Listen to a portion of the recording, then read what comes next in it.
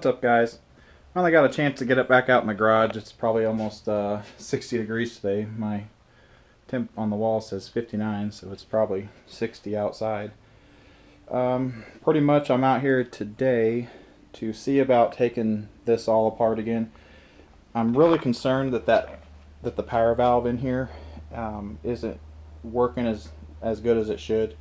I don't feel like I'm getting as much top end when the power valve is open. So I'm going to take this head off and look at how the power valve is functioning and everything, and making sure.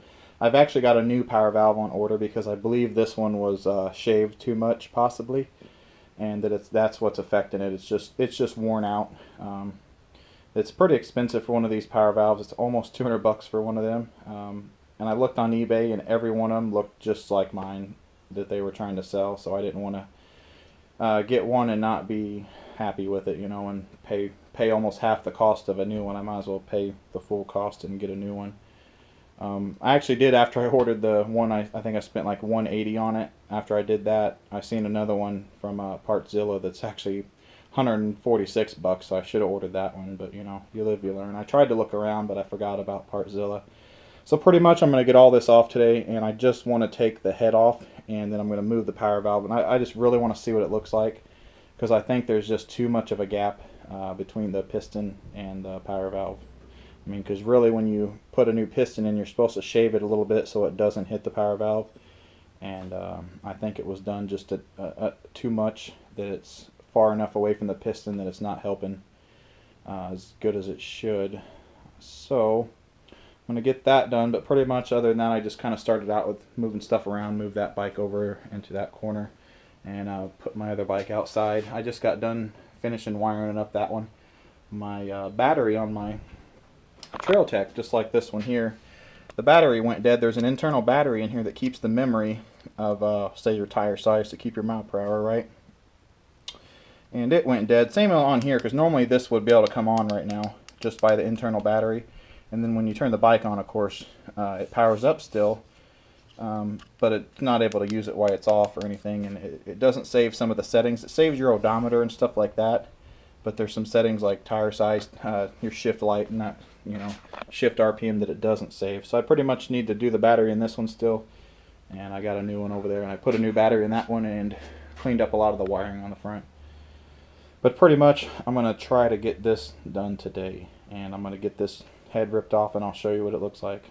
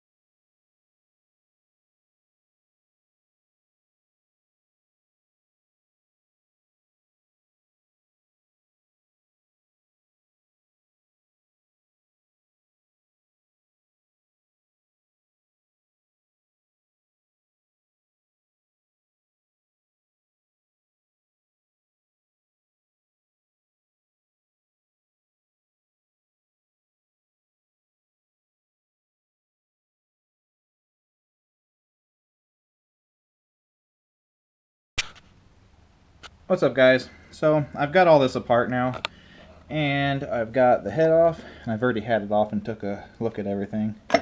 So I'll go ahead and show you. So my problem was that it's not getting the top end it needs, and I've had a few problems. Like there's a nut that goes, or a bolt that goes through here to hold that on.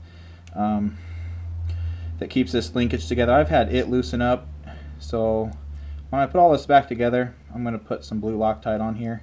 I've had this one loosen up, and then there's another one on the power valve that goes through this and connects these two pieces and keeps these two locked, because they join on. One comes from one side, one goes from the other, and they join in the middle, and you can tighten them with the nut. So I've had all of that loosened before, and this one I even put some Loctite on, and it still came loose. So that's the problem that I'm having. And the main thing is it's not hitting the high RPMs. It's just not running like it should. I mean, it runs good, it starts up good, but when you're in the high RPMs, it's not doing what it's supposed to be. So I'll kind of show you what I got going on here. I'll set this up here so you can see. So I've got the head off here, and you can see there's nothing wrong with the head. Everything's smooth, nothing's hit it. It's just got two little dark marks from I guess the way it burns. So the head's good. I'll show you the piston here. Piston's got some carbon on it. Right in the middle, it looks like just some thicker chips have come off.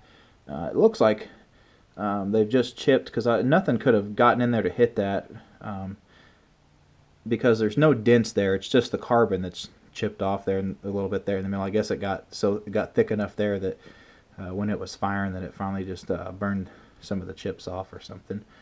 So everything looked good there. So I went ahead and was looking down at the power valve. Of course, I've got it out now, but you can see in there,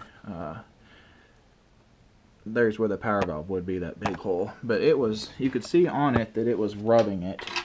And what happened was, the power valve sits in there like, oops, I've got it backwards. So this power valve sits in there about like this, and then when it opens it, it kind of does it like that. You know, that's closed. That would be open when you're at the higher RPMs. And you can see here it kind of sits like this, and then it'll open, and that shoots more exhaust out. You know, a lot better. Widens the hole for the port timing on the exhaust. But what was happening was my bolt came loose in the middle, even though I Loctite it, and now it was running with it loose. And what happened is there's dowels that go in here, and you can see they've wallered themselves out. So this power valve is no longer any good. That middle hole is just where the bolt threads in, so it's not of any concern. But these two other ones keep this valve from twisting side to side, and they're completely wallered out. You can just see on there how, and it's like that on both sides. Now, they were wallered when I got them, but nowhere near this much. So I would say that's just been a problem since this bike's been ran a few times, that this bolt comes loose, and then this power valve is able to flex, and it kind of like does this, where it's on here like this, and you know it's supposed to be moving together, but it's kind of doing this. They're going two different ways, and it ends up wallering this out. But you can see on here from it twisting those rub marks. That's where it has hit the piston, except for these are on the inside of the side of the motor here. So it's just this middle here, right here, where the piston runs. You can see with that curve there, right here, that's where the piston would run like that. And that's why when you put a bigger piston in, you've got to shave this. Well, I shaved it, but apparently if it comes loose, you know, it's of course going to hit it. So that's what's happened. So now I've got possibly bigger issues. I'm going to have to check the compression on here. I did look inside here at the thing. By the way, I've got a power valve ordered, if I didn't say that. So this is just junk. It comes with this whole assembly pretty much, except of course all the stuff on the sides that I already have. But it comes with the bolt and the two dowels that go in it that lock it together. So that'll be brand new when I get it. I'll just have to shave it slowly and then watch it in the top, you know, to see where the piston's at and if it's going to be in contact with it. Because I did look at it, and the middle part of it, the valve was not hitting. It was the outside edge, but it was only because it was loose. So I'll see if I can show you the side of the piston here. There's no damage except one itty bitty chip, and it's not on the ring. It's just above the bottom ring. So I'll see if we can line this up to see it. That should be good there. Probably won't be able to see it, to be honest with you, but we'll take a look.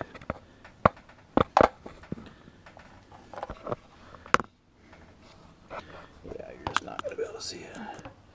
Anyway, and there's the piston. And just above the bottom ring, there's just a chip, like, not even a 1/16. It's itty bitty. I mean, it's probably like a centimeter, if that. Just a little itty bitty chip above the bottom ring, and the rings don't look like they've been rubbed at all, because you know when it's in the cylinder, the rings are actually compressed inside that piston, and they're only out just enough to finish that gap. So I would think that if the rings did hit it, you could see the rub marks, and they'd be pretty damaged, but they're not damaged at all. But I won't know until I do a compression test. When I get the new power valve in, I'm going to put it all back together and test the compression, because the last time I tested the compression on this, it was 180 or 190 psi. So I'll go ahead and do the compression when I get it back together. And also I need to replace this gasket. I've already got the gasket. Last time I took that apart, I ripped this gasket, so you can just see I've got a little bit of orange sealant there, and of course it's not leaking or nothing, but I'm going to go ahead and put a new gasket on there also. Okay, so pretty much I'm going to have to wait for my next video, because I've got the power valve coming in, and there's another seal that I've been missing, because when I bought this bike, I was missing this cover. If you've watched my old videos, I ordered this cover, and I did not know there's a little rubber piece that sits in this part here, and when the cover goes down, that seals it, and it keeps dirt and stuff out of there. I really doubt it's any part of the oil seal or something like that, but that keeps dirt out. So I went ahead and ordered that to make sure I have that, because the main sealing's done up here. If you look at this part that goes on the edge of the power valve, that would fit right in there, and there's a huge O-ring on here. And also, if you look at this part here, it has I think that's on there. Maybe I'm thinking wrong. No, I don't think there's an O-ring on there. But anyway, that's not where the sealing's done. It's done up here, so you don't have to, like, none of this, even though there's a gasket there. It's just to stop oil from getting on your motor. And then there really doesn't collect a lot of oil down here on this side of the power valve. The other side's the one that's got the drain on it. But this, I took it off. It had a little bit of debris and stuff in here. And, you know, of course, that's not going to get in your motor, but it's going to get all up on your linkage, and it could eventually work its way up top. So, but you can see on that cover there, right there's a little drain hole at the bottom, and pretty much you take that bolt out, it lets any of the excess oil out, which, you know, unless you've not checked it for a long time, there really won't ever be that much in there. So pretty much that's what I'm waiting on. I'm going to let it sit here, leave the head on it so nothing gets in there, and I'll shove something in the carb, and I'll shove something in the exhaust, like a towel or something. So I'll just let it sit like this. I've already got the power valve ordered, so it's just waiting to be shipped at the moment. I probably won't get it till late next week, I'd say. It said it was in stock, but who knows? It may not be in stock at all. So anyways, I was going to take this cover off and check this dowel, but I don't think I will. I think my problem's up here. I don't think that I think that dowel sheared when it sheared on the governor. I think that was like, you know, just a coincidence. But that's been replaced. So now with that, when I took it apart, that power valve was loose and had a gap in it like that. And I think that's my problem. I need to, when I put the new one in, I need to make sure it's shaved properly, because I wasn't really checking it up here, because I've never done it before. I wasn't checking clearance from the top. I was kind of doing it from the bottom and just looking, and you can't really do it right from the bottom, I don't think. I think you need to be looking in there and just seeing where the piston's at and the shape of it. Make sure you keep it right. But anyway, stay tuned, and we'll get the new power valve. We'll throw it in there and do a compression test, and then we're going to take it out for a ride. So thanks for watching, and stay tuned.